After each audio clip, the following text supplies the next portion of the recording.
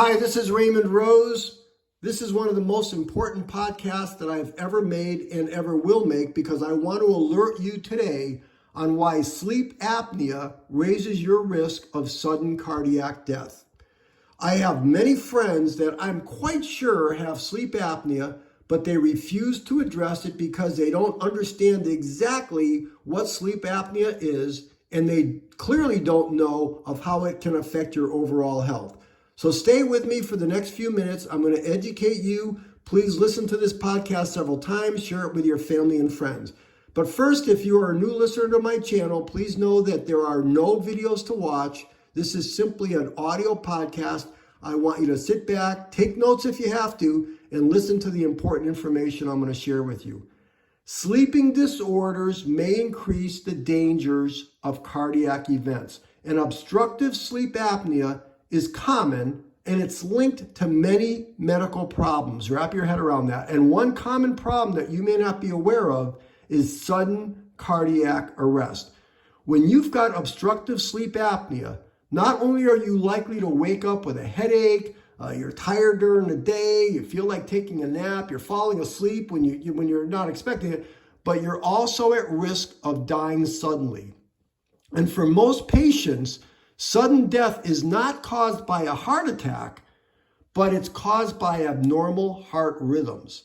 Sleep apnea is diagnosed when you stop breathing for 10 seconds or longer, at least 5 times an hour when you're sleeping. And I've seen many people that have that particular problem, and kudos to my friends that have addressed it and have gone to their medical professional and are on the right track of solving that problem. Researchers suspect that sleep apnea causes abnormal heart rhythm. So when you're not breathing for 10, 15 seconds during your sleep at a time, that's going to lead to a sudden cardiac death for a number of reasons. So number one, sleep apnea is going to lower your oxygen levels. It activates the fight or flight response, and it changes the pressure in your chest when the upper airway closes, which is what stresses your heart out. And that then causes an inflammation, and it causes unhealthy changes in your blood vessels. So you need to understand exactly the symptoms. What it's going to do to you, what I just explained to you, listen to it again. But really what you need to know is that sleep apnea is super dangerous, and the symptoms are this. And first of all, it affects so many people, but like I said, most people just choose to ignore it. And that's why I'm addressing this today. So number one, these are the symptoms. Ready? Loud snoring. Next, when you stop breathing during your sleep.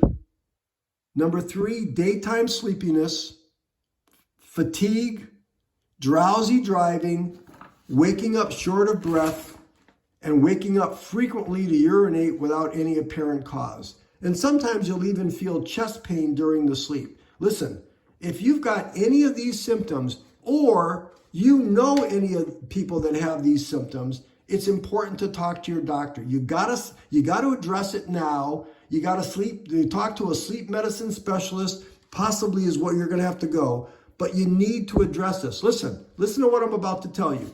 All these people that have or might have sleep apnea, think of what I'm about to tell you.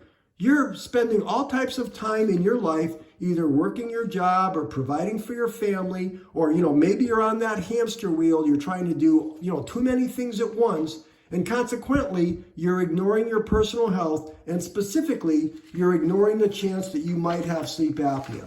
You need to address this, and you need to address it now. It's pretty easy. You make an appointment with your doctor, step 1. Step 2 is you likely go to a sleep medicine doctor type person, a specialist. Number 2, we address the problem. It's a very simple test. And number 3, what they'll do is several things. Number 1, some people sleep at night with an apparatus, and I think that's what scares most people. They don't want to deal with that. But my mentality is the research I've done is often the sleep apnea is because of an obesity problem. And that's the key. You need to identify what's causing it. And like I said, lots of studies show that the risk of sleep apnea is caused by obesity. And I know of many readings that I've done that people simply reduce their weight, get it in the proper, your proper BMI, what have you, and the sleep apnea goes away. So why would you not address this problem? All the things that you're working on so hard in your life, why would you not address this problem so that you can eliminate or substantially reduce the risk of cardiac arrest?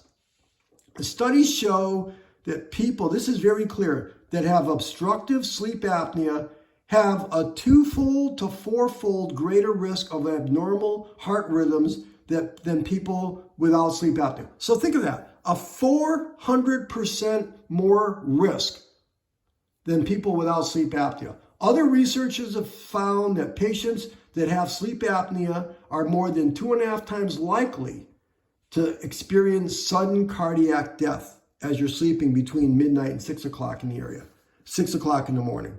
So listen to me now. Listen to this again if you have to. If you've got a family member that you believe has sleep apnea, get them to the doctor, have them listen to this podcast, address the situation. Don't let this go by idle. And don't listen to me. Do your research online. Talk to medical professionals.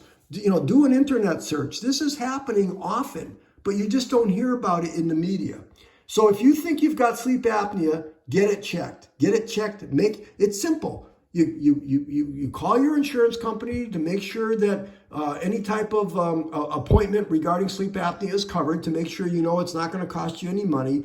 And then you just simply contact your doctor and you start the process. No different than you would start the process if you're going away on a vacation. You'd have a checklist. You're going to call your travel agent, or you're going to have a family meeting to where you want to go as a family for vacation. You then make the phone calls, you set up your hotel appointments, or you contact the airlines, or you figure out what you're going to do. It's the same thing. This is not rocket science. Figure out just call the doctor and start the process, because not only are you going to potentially get treated for sleep apnea, which is going to reduce your risk of a dangerous cardiac event, think of this. You're going to sleep better. You're going to feel better all around. You're going to have a better lifestyle. Any levels of grogginess or possible anxiety or stress or depression, all those things, you got to get a good night's sleep.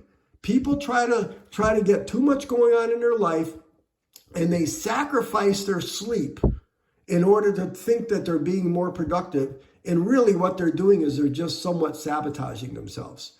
So that's it. I know I was maybe a little bit strong with my words, but listen, this is serious. You need to address it, and you need to address it now. Lastly, it's not hard. Start off with a simple phone call, and you go from there. So that's it.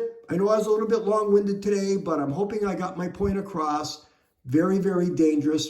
You need to address it. So that's it. Thank you for listening. As a reminder, I make a podcast every single day regarding topics ranging from your health, your time, your money, and your habits. I hope you enjoyed today's podcast. If you would, consider subscribing to my channel for future podcasts. Number 1, hit that black subscribe button.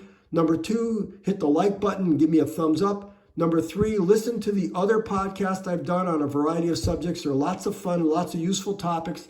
And then number 4, if you would consider sharing this podcast with your family and friends. So that's it for today. Thank you for tuning in. This is Raymond Rose. I'll talk to you tomorrow.